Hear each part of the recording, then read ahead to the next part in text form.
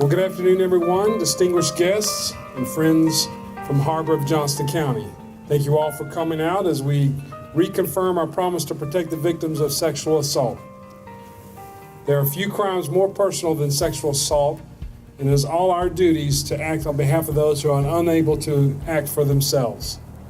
Sexual assault often leaves victims afraid to speak out, and it can further victimize them when they do. Therefore, it is so important for us to work together to reduce the stigma that often attaches itself to victims of these crimes. We have seen a great deal of scrutiny concerning a multitude of sexual assault allegations being made public. Many of these allegations have proven true, and patterns of systemic sexual assault are evident throughout our society. Thankfully, victims are coming forward after years, sometimes decades of silence. As law enforcement officers, we remain committed to enforcing laws, arresting criminals, and protecting victims of all crimes. In fact, protecting innocent people is the reason why we joined law enforcement in the first place, and it was and remains the reason why I do this job every day. And while we work, we take this time, this month of April, to focus our attention to prevent sexual assault everywhere. For the remainder of this month, we want people to see our outward commitment to you and feel encouraged to report sexual assault. We want sexual assault to end. To Harbor's Executive Director, Kay Johnson, I say thank you for your tremendous leadership, and to your staff, a heartfelt thanks for their exceptional work for victims in this county. To sexual assault criminals, know that we are dogged in our efforts and nothing can forever shield you from justice. To the victims of sexual assault, know that our ranks are filled with committed professionals who will stop at nothing to provide you help. And thank you for your time today. Your presence alone speaks volumes. So I turn the mic over to Kay Johnson. Today marks the beginning of Sexual Assault Awareness Month. In the United States, 1 in 3 women and 1 in 6 men experience some form of contact sexual violence in their lifetime. Through a collaborative effort by both Clayton Law Enforcement and Harbor, we would like to take this opportunity to raise public awareness about sexual violence and educate communities on how to prevent it. The campaign theme, I Ask, champions the message that asking for consent is a healthy, normal, and necessary part of everyday interactions. If you would like further information on the campaign or how to volunteer with Harbor, please contact us at 919-938-3566. At this time, I ask Chief Myhan to come up. Chief and I have spoken extensively over the past few weeks as it relates to Sexual Assault Awareness Month. And to show an effort of our collaboration, we would like to, at this time, read the Memorandum of Agreement between Clayton Law Enforcement and Harbor Incorporated. This document constitutes a Memorandum of Agreement between Harbor Incorporated and the Clayton Police Department, hereafter known as the parties, regarding Sexual Assault Awareness Month. Harbor Inc. provides support services for victims of domestic violence and sexual assault in Johnston County. The parties work together to protect victims, arrest perpetrators, and educate the public about social and individual impacts caused by sexual assault and domestic violence. And while Harbor Inc. is primarily responsible for approving oversight of the Johnston County Domestic Violence Task Force and the Sexual Assault Response Team, the Clayton Police Department is a vital resource for the task force. Moreover, Harbor Inc. agrees with the Clayton Police Department to address the needs of sexual assault and domestic violence victims within the local community. Agency roles and responsibilities. 1, improving communication, coordination, and collaboration. The parties agree to communicate, coordinate, and collaborate to prevent sexual assault and domestic violence while protecting a victim's personal information. 2, champion community safety. The parties will continue to train to recognize allegations involving sexual assault, misconduct, requires sensitivity to minimize the impacts of actual and perceived safety of the community. 3, protecting victims' civil rights, civil liberties, and human dignity. The parties agree to protect individuals' civil rights and liberties by prosecuting crimes and championing justice for survivors, regardless of political, immigration, or gender status and/or sexual preference. 4, centering the victim's needs in response to sexual assault. The parties agree to use specialized trauma-informed responses to best serve victims of sexual assault and domestic violence. The parties agree to the roles and responsibilities discussed within this memorandum of agreement and will engage in efforts to ensure comprehensive services are provided to those impacted by sexual assault and domestic violence.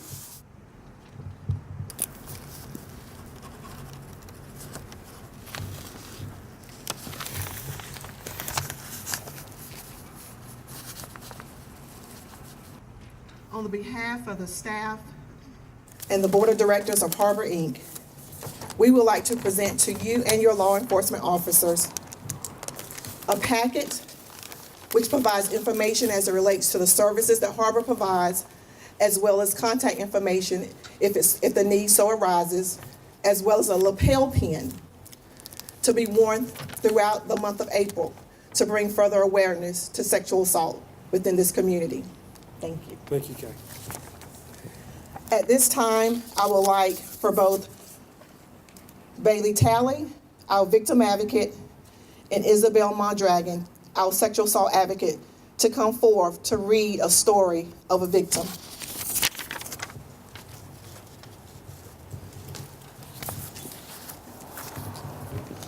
This is a letter from a sexual assault survivor. This letter was read in court, and it was heard by the judge, jury, and the perpetrator. She started off by saying, "Your Honor, if it is all right for the majority of this statement, I would like to address the defendant directly." And she says, "You don't know me, but you've been inside me, and that's why we're here today." It was a quiet Saturday night at home. My dad made some dinner, and I sat at the table with my younger sister, who was visiting for the weekend.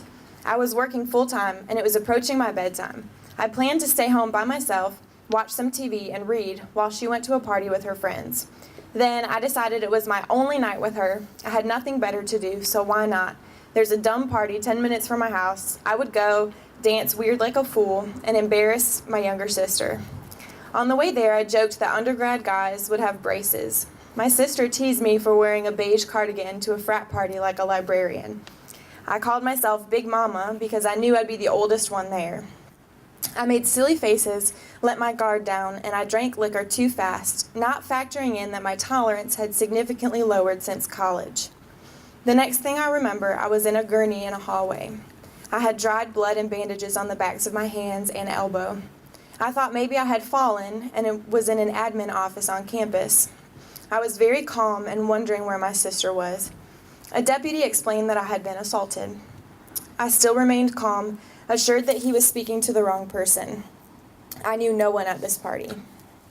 Then I felt pine needles scratching the back of my neck and started pulling them out of my hair. I thought maybe the pine needles had fallen from a tree onto my head. My brain was talking my gut into not collapsing, because my gut was saying, "Help me." I shuffled from room to room with a blanket wrapped around me, pine needles trailing behind me. I left a little pile in every room I sat in. I was asked to sign papers that said, "Rape victim." And I thought, something has really happened. My clothes were confiscated, and I stood naked while the nurses held a ruler to various abrasions on my body and photographed them. The three of us worked to comb the pine needles out of my hair, 6 hands to fill one paper bag. After a few hours of this being examined, they finally let me shower. I stood there examining my body beneath the stream of water and decided I don't want my body anymore. I was terrified of it. I didn't know what had been in it, if it had been contaminated, who had touched it. I wanted to take off my body like a jacket and leave it at the hospital with everything else. On that morning, all I was told was that I had been found behind a dumpster, potentially penetrated by a stranger, and that I should get retested for HIV because results don't always show up immediately. But for now, I should go home and get back to my normal life. Imagine stepping back into the world with only that much information. My sister picked me up, face wet from tears and contorted in anguish. Instinctively and immediately, I wanted to take away her pain. I smiled at her. I told her to look at me. I'm right here. I'm okay. Everything's okay.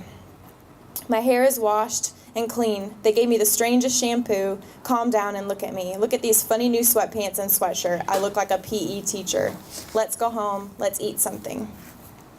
I felt too empty to continue to speak. I was also afraid, and that I was also devastated. That day we drove home, and for hours my sister held me.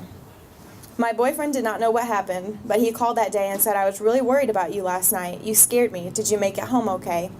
I was horrified. That's when I learned I had called him that night in my blackout, left an incomprehensible voicemail, but we had also spoken on the phone. But I was slurring so heavily he was scared for me that he repeatedly told me to go find my sister. Again, he asked me, what happened last night? Did you make it home okay? I said yes and hung up so that I could cry. I was not ready to tell my boyfriend or parents that actually I may have been raped behind a dumpster, but I don't know by who, when, or how. I told them I would see the fear on their faces, and mine would multiply by tenfold, so instead I pretended the whole thing wasn't real. I tried to push it out of my mind, but it was so heavy I didn't talk, I didn't eat, I didn't sleep, I didn't interact with anyone. After work, I would drive to a secluded place to scream. I didn't talk, I didn't eat, I didn't sleep. I didn't interact with anyone and became isolated from the ones I loved most. For 1 week after the incident, I didn't get any calls or updates about that night or what happened to me. The only symbol that proved that it hadn't just been a bad dream was a sweatshirt from the hospital in my drawer. One day, I was at work scrolling through the news on my phone and came across an article. This was how I learned what happened to me, sitting at my desk reading the news at work. I learned what happened to me the same time everyone else in the world learned what happened to me. When I read about me like this, I said, this can't be me. This can't be me. I could not digest or accept any of this information. I could not imagine my family having to read about this online. I kept reading. In the next paragraph, I read something that I will never forgive. I read that according to him, I liked it. Again, I do not have words for these feelings. The night the news came out, I sat my parents down and told them that I had been assaulted, to not look at the news because it's upsetting. Just know that I'm okay, I'm right here, and I'm okay. But halfway through telling them, my mom had to hold me because I could no longer stand up. I was not okay.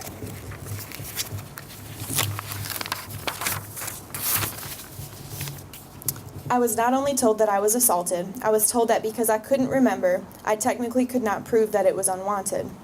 And that distorted me, damaged me, almost broke me. It is the saddest type of confusion to be told I was assaulted and nearly raped, blatantly out in the open, but we don't know if it counts as an assault yet. I had to fight for an entire year to make it clear that there was something wrong with the situation. When I was told to be prepared in case we didn't win, I said, I can't prepare for that. He was guilty the minute I woke up. No one can talk me out of the hurt he caused me. Worst of all, I was warned, because he now knows, you don't remember, he is going to get to write the script. He can say whatever he wants and no one can contest it. I had no power, I had no voice, I was completely defenseless. My memory loss would be used against me. My testimony was weak, was incomplete, and was made to believe that perhaps I am not enough to win this. That's so damaging. His attorney constantly reminded the jury, the only one we can believe is him because she doesn't remember. That helplessness was traumatizing. Instead of taking time to heal, I was taking time to recall the night in excruciating detail.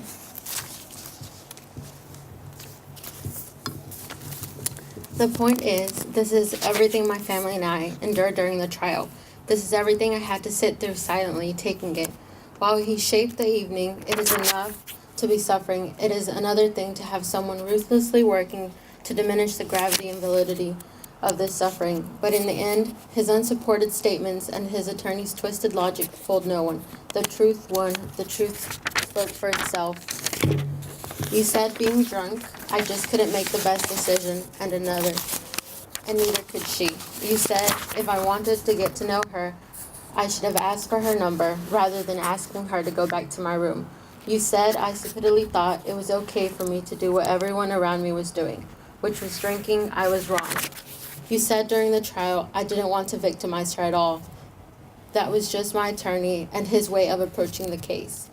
You said you are in the process of establishing a program for high school and college students in which you speak about your experience to speak out against the college campus drinking culture and the sexual promiscuity that goes along with that. Lastly, you said, I want to show people that one night of drinking can ruin a life. My independence, natural joy, gentleness, and steady lifestyle I had been enjoying became distorted beyond recognition. I became closed off, angry,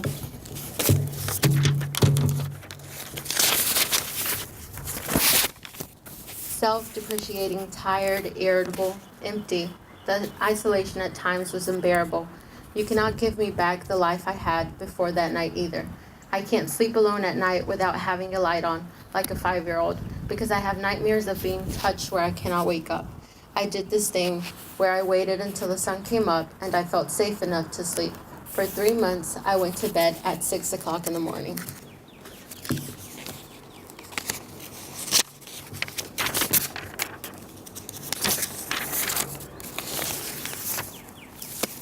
I fully respected his right to a trial, but even after 12 jurors unanimously convicted him guilty of 3 felonies, all he has admitted to doing is ingesting alcohol. Someone who cannot take full accountability for his actions does not deserve a mitigating sentence. It is deeply offensive that he would try and dilute rape with a suggestion of promiscuity. By definition, rape is the absence of promiscuity. Rape is the absence of consent, and it perturbs me deeply that he can't even see the distinction. Throughout incarceration, I hope he is provided with appropriate therapy and resources to rebuild his life. I request that he educates himself about the issues of campus sexual assault. I hope he accepts proper punishment and pushes himself to re-enter society as a better person. To conclude, I want to say thank you to everyone, from the intern who made me oatmeal when I woke up at the hospital that morning, to the deputy who waited beside me, to the nurses who calmed me, to the detective who listened to me and never judged me, to my advocates who stood unwaveringly beside me, to my therapist who taught me to find courage and vulnerability, to my boss for being kind and understanding, to my incredible parents who teach me how to turn pain into strength, to my friends who remind me how to be happy, to my boyfriend who is patient and loving, to my unconquerable sister who is the other half of my heart, to Layla, my idol, who fought tirelessly and never doubted me. Thank you to girls across the nation that wrote cards to my DA to give to me, so many strangers who cared for me.